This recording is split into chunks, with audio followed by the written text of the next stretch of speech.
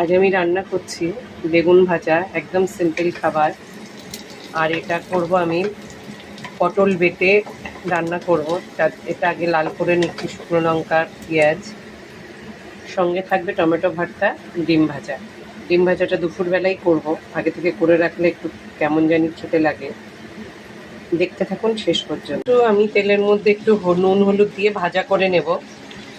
পটলটা এইভাবে কেটেছি, একটু খোলা শুদ্ধ। পটলটা লাল লাল হয়ে ভাজা হয়ে গেছে।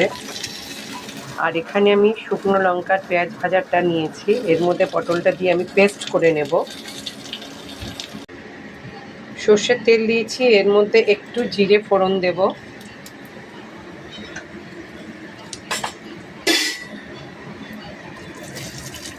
একটু কাঁচা লঙ্কা দেব। এটা হয়ে আসলে, একটু লাল হয়ে আসলে বাটা এটা দিয়ে দেব। পটল বাটাটা প্রায় হয়ে গেছে।